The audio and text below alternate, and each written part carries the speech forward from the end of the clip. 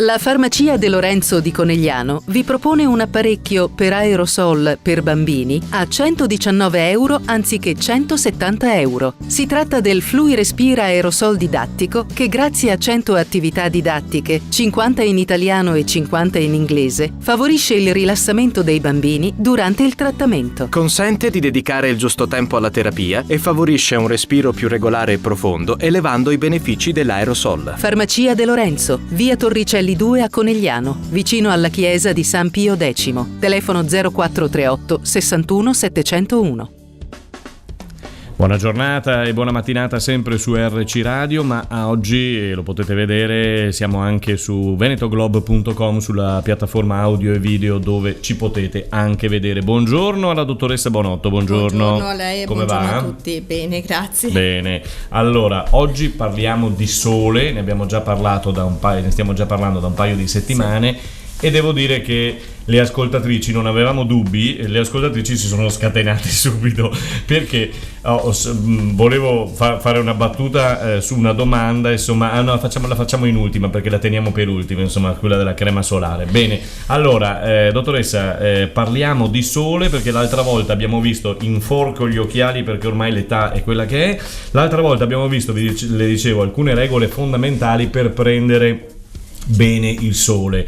Prima di parlare dei dermosolari le riassumiamo brevemente, no? Okay, giusto? Perché sì, qualcuno si mette ancora al sole da mezzogiorno e dalle 13 e non va bene, ma non c'è solo questo, vada. Allora, appunto abbiamo visto nelle volte scorse che si possono evitare scottature, eritemi solari e anche altri problemi anche a lungo termine con una corretta esposizione solare che si basa su 4 fronti principali. Per prima cosa, evitare le ore più calde. Chiaro. Il decalogo, come abbiamo visto nelle volte scorse, consiglia di non esporsi al sole tra le 12 e le 15 almeno, durante le quali, se però vogliamo proprio restare all'aperto, almeno mettiamoci all'ombra. Però dobbiamo tener conto che alberi, tettoie e ombrelloni lasciano filtrare i raggi solari, quindi almeno proteggersi, se non stare magari in porticati, insomma, dove si è un po' più tranquilli.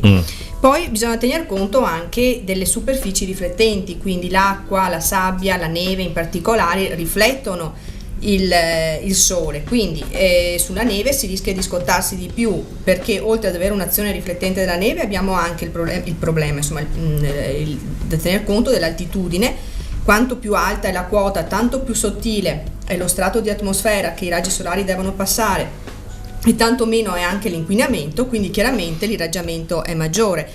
E si calcola che ogni 1000 metri di quota l'intensità di raggi ultravioletti aumenti del 15-20%, che non è poco. E quindi diciamo a 1000-1500 metri si prende il sole in maniera molto più forte che non al mare. Sorrido perché in famiglia una volta mia madre diceva no, non mi abbronzo mai, la portammo sui 3000 metri e finì veramente male. Mamma mia. Abbiamo visto anche l'importanza di un'alimentazione adeguata, lo stiamo dicendo da parecchio tempo. Certo, la protezione della pelle passa anche dalla tavola, infatti, e quindi una corretta alimentazione e eventualmente anche l'uso di un integratore aiutano ad aumentare le difese della pelle nei confronti dei raggi solari. In particolare le ultime ricerche hanno dimostrato che gli integratori, diciamo, contenenti sostanze antiossidanti, carotenoidi e via dicendo, sono efficaci a ridurre i danni da sole, sia quelli immediati come scottature dei temi solari, sia quelli a lungo termine, che possono essere il cosiddetto photoaging, sì, cioè il fotoinvecchiamento appunto dovuto ai raggi solari, nonché anche riduce le probabilità di melanomi. Chiaro. Fondamentale è anche l'uso dei dermosolari, come dicevamo. Questo è il quarto fronte appunto su cui bisogna tener conto. Allora, non si dovrebbe mai dimenticare, quando ci si espone al sole, di applicare un dermosolare prima di ogni esposizione al sole, quindi vuol dire anche per chi è già abbronzato, nel senso che anche la pelle abbronzata può scottarsi, quindi chiaramente va applicato, non si è mai tranquilli, va applicato, magari si può ridurre l'indice di protezione, però va applicato comunque il dermosolare. Il primo punto del decalogo, inoltre, afferma che il dermosolare va applicato prima di uscire, cioè fin dal mattino, o comunque almeno 30 minuti prima di esporsi al sole. Questo perché il prodotto deve essere assorbito dalla pelle. Se noi lo applichiamo sotto il sole, vuol dire che nella prima mezz'ora praticamente non si ha una buona protezione. Quindi non conta niente. Quindi non conta niente nella prima, diciamo, nella prima mezz'ora. Inoltre l'acqua e il sudore, diciamo, lo diluiscono, quindi va ripetuto spesso, insomma ogni 2 ore circa nell'arco della giornata. Il dermosolare, per quanto riguarda, diciamo, la tecnica di applicazione, no, ricordiamola, soprattutto a noi maschietti. Sì, ecco, esatto, che lo sapevo che veniva a noi. Va applicato in strato uniforme, facendo bene attenzione anche a non trascurare le zone diciamo non coperte dall'abbigliamento e anche quelle che effettivamente non ci vengono in mente, come possono essere le orecchie, anche la parte dietro le orecchie, il collo, cioè gli zigomi, che tra l'altro, essendo anche i più esposti, possono scottarsi più facilmente. Nelle parti, diciamo, più delicate, quali contorno occhi, zigomi, eventuali macchie, cioè macchie nei o comunque o cicatrici, andrebbe applicata un dermosolare più forte. Questo non implica che quando poi ci esponiamo al sole diventiamo a macchie, cioè la bronzatura è a macchie, basta sfumarlo in maniera, diciamo, adeguata. E allora, esiste un solare ideale? Allora, per arrivare alla scelta del protettore solare più adatto bisogna prendere in considerazione una serie di variabili. Innanzitutto, dove si va a prendere il sole. Abbiamo già visto che la latitudine determina l'inclinazione dei raggi solari e quindi tra i tropici e l'equatore chiaramente i raggi solari sono perpendicolari, quindi si ha un irraggiamento maggiore rispetto ai nostri mari. L'altitudine aumenta lo stesso l'irraggiamento solare, di conseguenza si sceglierà una protezione maggiore se ci si espone al sole, appunto ai tropici o in montagna, rispetto che nei nostri mari. Poi anche il quando ha la sua importanza, perché chiaramente ogni momento dell'anno e anche nell'arco della giornata l'irraggiamento è diverso, quindi se uno si espone al sole nelle ore più calde e durante l'estate ha bisogno di una protezione maggiore. Vi ricordo che stiamo parlando in studio con la dottoressa Bonotto della farmacia De Lorenzo di Conegliano, che è sita in via Torricelli, nelle vicinanze della chiesa di San Pio X. Insomma, c'è un bel parcheggio, trovate lì, e soprattutto trovate un banco e degli scaffali pieni di roba e pieni naturalmente di tutte questi solari. Adesso, in precedenza parlavamo di integratori, parlavamo di prodotti omeopatici, c'è tutto ugualmente, ma stiamo battendo adesso i solari, visto il tempo, insomma, almeno se il tempo cambia. Se il tempo cambiasse, insomma, ecco. Infine si deve tener conto del fototipo. Ma cos'è sto benedetto fototipo? Allora, il fototipo infatti è l'altro proprio elemento di cui tener conto e rappresenta la qualità della risposta di un soggetto all'azione di raggi solari. Esistono 6 fototipi determinati in funzione della carnagione dell'individuo, del colore dei capelli, della presenza o meno degli occhi anche, e della presenza o meno delle effelidi, cioè delle lentiggini praticamente. E si va dal fototipo 1, che è caratterizzato da una carnagione lattea praticamente, bianchi, capelli rossi in genere, numerose lentiggini e quindi tendenza a scottarsi più facilmente e anche ad abbronzarsi poco.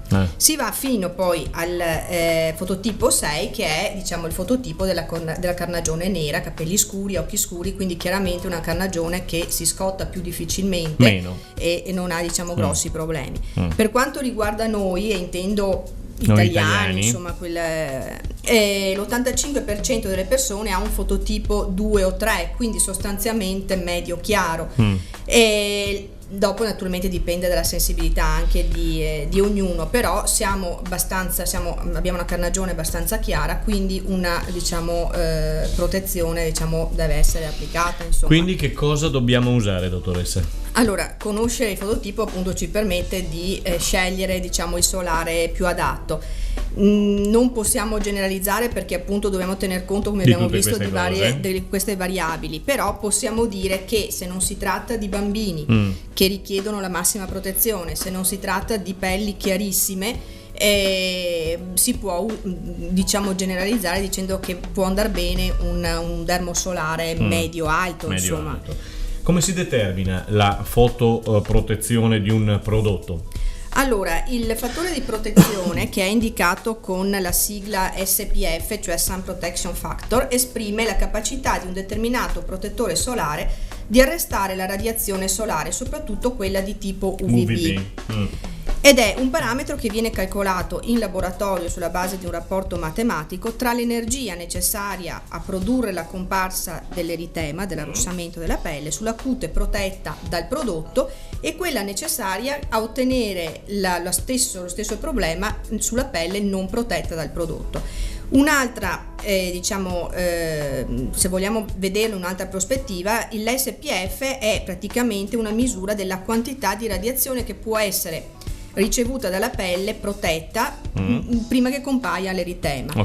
A livello europeo i prodotti vengono distinti in 4 gruppi. Abbiamo la protezione bassa con un SPF compreso tra 6 e 10, una protezione media con un SPF compreso tra 15 e 25, una altra tra 30 e 50 e poi molto alta con il cosiddetto 50+. Nel settembre del 2006 la Commissione europea ha approvato una normativa che regola l'etichettatura di questi prodotti, perché prima ogni ditta metteva il suo SPF, era un disastro. Allora appunto ha stabilito che nelle confezioni deve essere riportato l'SPF del prodotto e anche l'indicazione del cosiddetta UVA normalizzata, cioè la protezione minima per i raggi UVA, che deve essere stabilita in un rapporto di 1 a 3 rispetto alla protezione degli UVB. E questo deve essere riportato.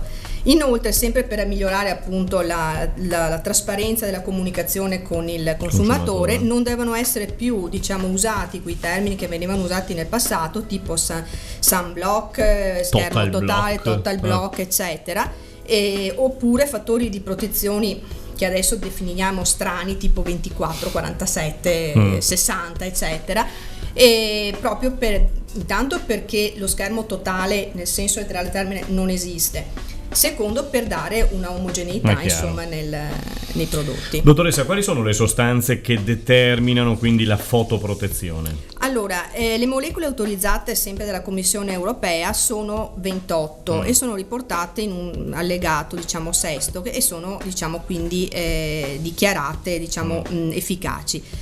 Si distinguono i filtri solari fisici e qui veniamo anche ad alcune domande che erano arrivate che parlavano proprio di filtri chimici. Esatto. Allora, i filtri fisici sono dei pigmenti opachi alla radiazione luminosa e quindi la riflettono o la diffondono, quindi non assorbono la radiazione. Si tratta in genere di biossido di titanio, ossido di zinco, che penso tutti conosciamo, è presente in molte creme, biossido di silicio, anche l'ossido di ferro, e altri. A livello di normativa, l'unico riconosciuto efficace effettivamente è il biossido di titanio. In realtà è spesso presente anche gli altri, però che lo stesso aiutano tra virgolette l'ossido di titanio, però non vengono dichiarati responsabili dell'azione filtrante. I filtri fisici sono fotostabili, non reagiscono con altri filtri, con altre sostanze, vengono spesso usati in associazione a questi appunto per aumentarne l'efficacia, e soprattutto non venendo assorbiti dall'organismo non hanno effetti collaterali, quindi sono particolarmente indicati anche nei prodotti per i bambini. In passato i filtri fisici, avendo una notevole consistenza solida, erano un po' messi non erano piacevoli, perché davano quell'aspetto biancastro alla pelle. Attualmente sono micronizzati, quindi si tratta di polveri particolarmente sottili che consentono sì di schermare i raggi UV in generale, ma non la luce visibile, quindi chiaramente non danno quell'aspetto bianco alla pelle. I filtri chimici invece mimano in un certo senso l'azione della melanina, quindi assorbono l'energia solare e la trasformano poi in altra energia, può essere calore eccetera. Esistono oggi tanti filtri chimici, attualmente tra i più usati è il Tinosorb M, che permettono una copertura completa dello spettro ultravioletto, quindi sia UVA che UVB. Invito Roberta, se vuoi venire puoi venire, perché stiamo parlando di una cosa che potrebbe interessarti, quindi venga, la dottoressa Bonotto ti spiega anche a te. Vada. E sono molecole molto grandi che formano diciamo tra virgolette un ombrello sulla pelle, quindi si comportano un po' come gli schermi fisici, riflettendo anche le radiazioni. Oltre ai fattori di protezione, poi i prodotti solari hanno altri, diciamo, sostanze funzionali che aiutano i filtri, diciamo, a proteggere la cute. Si tratta nella maggior parte dei casi di vitamine, antiossidanti, i lipidi, cioè i grassi praticamente, che agiscono da assorbenti dei raggi UV, e anche da nutrienti, quindi hanno la duplice funzione anche di nutrire la pelle. Poi abbiamo sostanze idratanti, perché dobbiamo ricordare che il sole disidrata, quindi spesso bisogna anche idratare la pelle. E poi ci sono alcuni prodotti che vengono detti water resistant o very water resistant, a seconda del tipi, che hanno delle sostanze che rendono, diciamo, il filtro resistente all'acqua, chiaramente non all'infinito. Dobbiamo distinguere e dare quindi questa informazione, che i water resistant permettono al prodotto solare di resistere all'acqua di 2 bagni praticamente di 20 minuti ciascuno, mentre i very water resistant nei very water resistant i filtri resistono per 4 bagni di 20 minuti. Quindi è chiaro che se uno sta sempre in acqua comunque deve riapplicarlo. Quindi la domanda che Roberta farebbe è: basta un solo prodotto per avere una buona protezione? So già la risposta. No. In teoria no. Oh, eccola qua. Allora, dobbiamo distinguere, cioè ogni prodotto in un certo senso ha una sua funzione, e quindi la crema è più consistente, è più protettiva ed è anche idratante, quindi è adatta al viso, al collo, alle zone più sensibili, che dobbiamo, diciamo, proteggere di più. Per di più non andrebbe usata sul corpo, perché essendo anche più densa si, diciamo, applica meno facilmente, cioè andremo ad usare un tubetto ogni giorno praticamente, quindi è meglio per il corpo usare il latte. Dovesse sorrido perché il mio collega, voglio dire, immagino cosa sta pensando. Sì, appunto, però lo vogliamo sapere. Poi assolutamente. Poi ci sono i gel.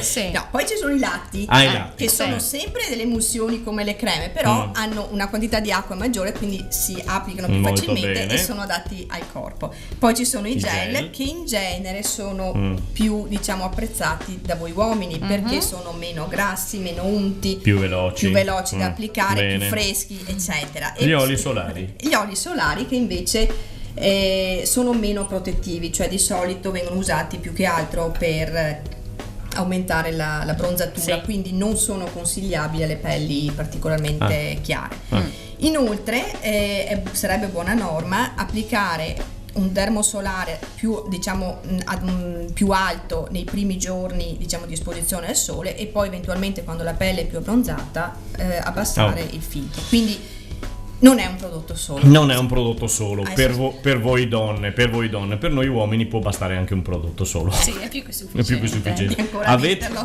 Ancora forse lo mettiamo. Avete delle promozioni sui dermosolari per chiudere, dottoressa? Sì, immagino di sì. Sì, abbiamo adesso un paio di promozioni. Allora, diciamo che forse una delle più interessanti è quella della Rilastil, che è la linea cosmetica dell'Istituto Ganassini, in cui praticamente con l'acquisto di un prodotto a scelta, latte, crema o altro, il doposole costa solo €1, quindi è quasi in omaggio praticamente. Roberta, pensaci. Bene. Poi abbiamo la linea Eucerin, su cui attualmente facciamo il 50%, e poi abbiamo la Bioniche, per la quale non ci sono attualmente promozioni, però per ora l'avete, comunque l'abbiamo completamente. Una novità è rappresentata dalla linea di autoabbronzanti Comodin, sempre dell'Istituto Ganassini, che, diciamo, ha una linea nuova, diciamo, che ha dà una buona colorazione alla pelle, ecco, senza sole, però non è un protettivo, quindi non va usato chiaramente durante l'esposizione. Battutaccia, la linea Comodin sta bene sul Comodin.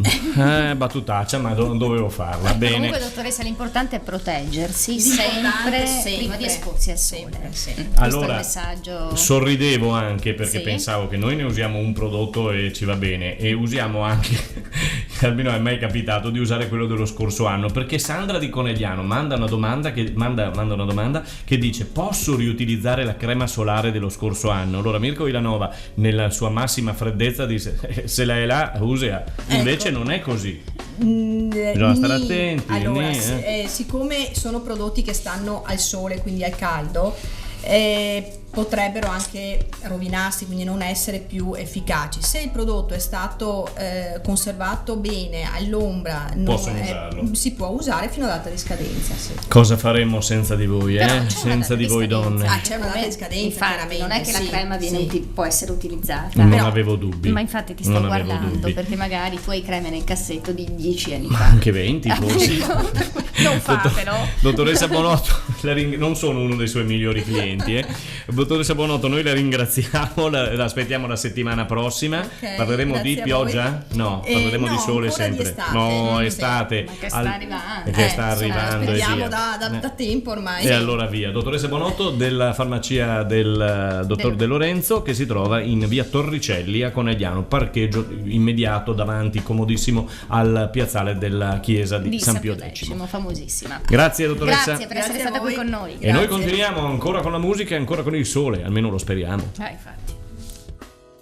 La farmacia De Lorenzo di Conegliano vi propone un apparecchio per aerosol per bambini a 119 euro anziché 170 euro. Si tratta del FluiRespira aerosol didattico che, grazie a 100 attività didattiche, 50 in italiano e 50 in inglese, favorisce il rilassamento dei bambini durante il trattamento. Consente di dedicare il giusto tempo alla terapia e favorisce un respiro più regolare e profondo, elevando i benefici dell'aerosol. Farmacia De Lorenzo, via Torricelli 2 a Conegliano, vicino alla chiesa di San Pio X. Telefono 0438 61 701.